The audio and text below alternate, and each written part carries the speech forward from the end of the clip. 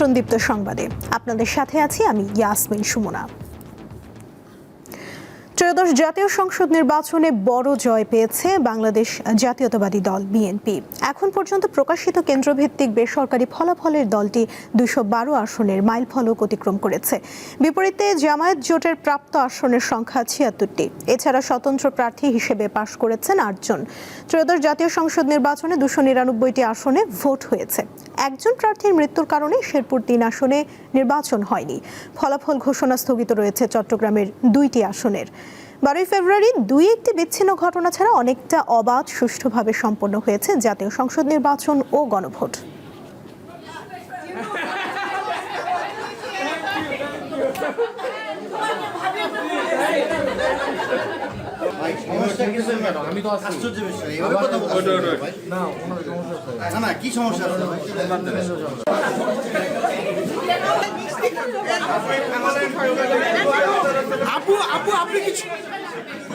আপু কিছু বলেন।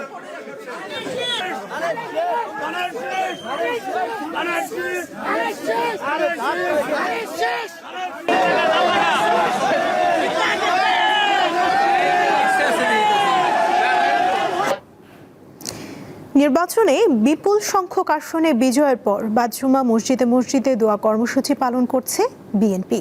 গুলশানের আজাদ মসজিদে দোয়ায় অংশ নেবে বিএনপির চেয়ারম্যান তারেক রহমান। সেখানে যুক্ত আছেন সহকর্মী মোহাম্মদ হাসিব, তিনি গাড়ি বহরের সাথে যুক্ত আছেন। কথা বলবো তার সঙ্গে।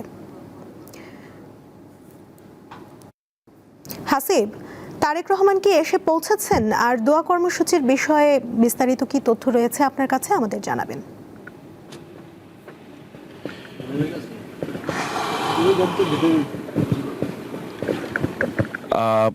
সুমনা, আমি আসলে গাড়ি বহরটার সাথেই রয়েছি। কিছুক্ষণ আগে কিন্তু বিএনপির চেয়ারম্যান তারেক রহমান উনি হচ্ছেন গুলশানের যেই নেভি হেডকোয়ার্টার্সে জামি মসজিদ, সেখানে নামাজ পড়েছেন এবং সেখান থেকে উনি এখন হচ্ছেন শাহাবুদ্দিন পার্কের এখান থেকে বের হয়ে জিয়া উদ্যানের দিকে যাচ্ছেন এবং আমরা আসলে ওনার গাড়ি বহরটাকেই ফলো করছি। এবং যে বিষয়টা হচ্ছে যে এখান থেকে উনি জিয়া উদ্দিন যাবেন এবং যেই পার্টি অফিস আছে সেখানে গিয়ে উনি যাবেন। এটা হচ্ছে এখন পর্যন্ত ওনার এখনকার মতো জানা মানে টোটাল যেই বহর বা কর্মসূচি সেটি।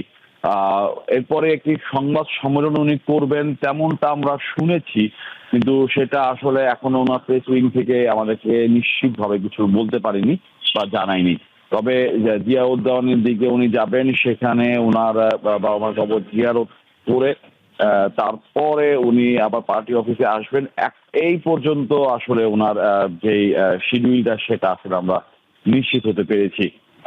এবং প্রথমে একটা কনফিউশন ছিল বা একটা ধারণা ছিল যে উনি হয়তো গুলশান সোসাইটি মসজিদে নামাজ পড়বেন বা আজাদ মসজিদে নামাজ পড়বেন, কিন্তু পরবর্তীতে উনি ওনার একেবারে ঠিক শেষ মুহূর্তে উনি ওনার সিদ্ধান্ত জানিয়ে দেন যে উনি নেভি হেডকোয়ার্টার্সে যে জামি মসজিদ সেখানে উনি নামাজ পড়বেন। এবং পরবর্তীতে এই কারণে আসলে আমরা সবাই যারা গণমাধ্যম কর্মীরা আছে একটু বিচ্ছিন্ন হয়েই যাই, কিন্তু পরবর্তীতে সেখানে রিচ করে সেখান থেকে আর ভেতরে ঢোকার আমাদের কোনো সুযোগ দেওয়া হয়নি। এবং নিশ্চয়ই আপনি জানেন যে বিপুল ভোটে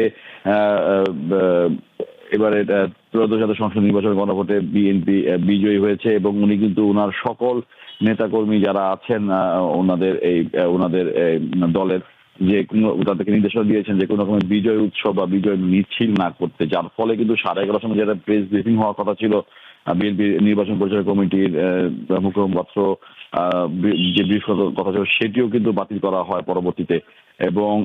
এবং আজকে কিন্তু সব মসজিদেই কিন্তু বিশেষ দোয়া এবং অন্যান্য প্রার্থনালয়ে বিশেষ প্রার্থনা করার জন্য থেকে অনুরোধ করা হয়েছে বিএনপির পক্ষ থেকে। তো সব মিলে আসলে উচ্ছ্বাস আনন্দ আছে ঠিক, কিন্তু সেটা আসলে কোনো রকমের প্রকাশ করা হচ্ছে না। এবং সেটা আসলে হয়তো তারেক রহমান সাথে আজকে যেহেতু বিকেল 3টার সময় ঢাকায় আসবেন, ঠাকুরগাঁও থেকে মির্জা ফখরুল ইসলাম আলমগীর সাথে আজকে যেহেতু বিকেল 3টার সময় ঢাকায় আসবেন ঠাকুরগাঁও থেকে মির্জা ফখরুল ইসলাম আলমগীর তিনি আসার পরে হয়তো বা নতুন কোনো কর্মসূচি বা তাদের পরবর্তী পদক্ষেপ বা পরবর্তী প্ল্যান কি আছে সেটা হয়তো আমরা জানতে পারি, এমনটাই আমরা আসলে ধারণা করছি। তবে এখন পর্যন্ত যেই আপডেট, সেই আপডেট অনুযায়ী উনি জিয়া উদ্যানের পথেই রয়েছেন এবং সেখানে থেকে উনি ওনার বাবা মাকে অবজিয়াত করে তারপরে উনি পার্টি অফিসে এসে গণমাধ্যমের সাথে কথা বলতে পারেন, এমন একটা তথ্য আমাদের কাছে রয়েছে। সুমনা। হাসিব, ধন্যবাদ আপনাকে।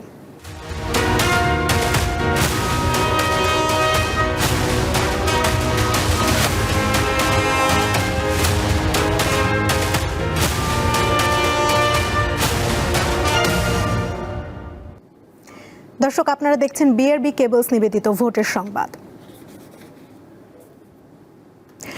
ত্রয়োদশ জাতীয় সংসদ নির্বাচনে ঐতিহাসিক বিজয়ের জন্য বিএনপি ও দলটির চেয়ারম্যান তারেক রহমানকে শুভেচ্ছা জানিয়েছেন ভারতের প্রধানমন্ত্রী নরেন্দ্র মোদী, ঢাকাস্থ মার্কিন দূতাবাস ও চীন।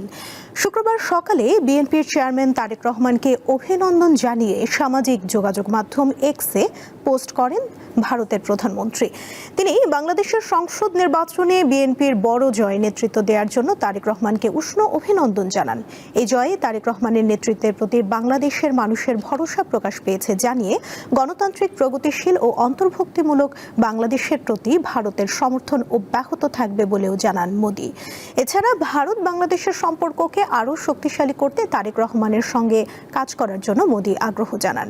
এছাড়া ঢাকার মার্কিন দূতাবাসের ভেরিফাইড ফেসবুক পেজে দেয়া এক পোস্টে সফল নির্বাচন আয়োজনের জন্য বাংলাদেশের জনগণকে অভিনন্দন এবং বিএনপি ও দলটির চেয়ারম্যান তারেক রহমানকে ঐতিহাসিক বিজয়ের শুভেচ্ছা জানানো হয়। পোস্টে আরও বলা হয়, দুই দেশের সমৃদ্ধি ও নিরাপত্তার অভিন্ন লক্ষ্য বাস্তবায়নে বাংলাদেশের সাথে কাজ করার জন্য আগ্রহী যুক্তরাষ্ট্র। এদিকে নির্বাচনে বিএনপির বিজয়ের শুভেচ্ছা জানিয়েছে চীনও, পাশাপাশি একসঙ্গে কাজ করার প্রত্যাশা জানিয়েছে দেশটি। বাংলাদেশে অনুষ্ঠিত ত্রয়োদশ জাতীয় সংসদ নির্বাচনের ভোট গণনা ও ফলাফল বিশ্বজুড়ে গণমাধ্যমে গুরুত্বের সঙ্গে প্রচার হচ্ছে।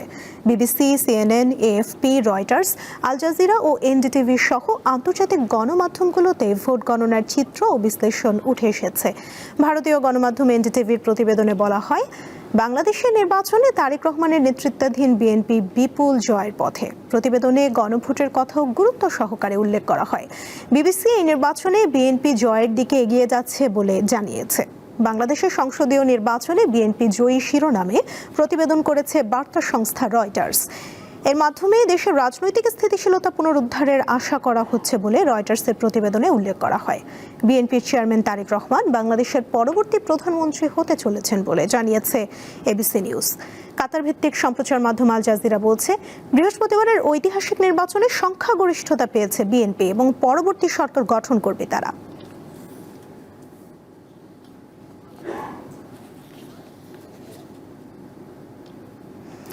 গণতন্ত্রের পরীক্ষিত শক্তি হলো জনগণ, তাই বিএনপিকেই তারা রাষ্ট্র পরিচালনার দায়িত্ব নিশ্চিত করেছে, এমন মন্তব্য করেছেন দলটির স্থায়ী কমিটির সদস্য নজরুল ইসলাম খান।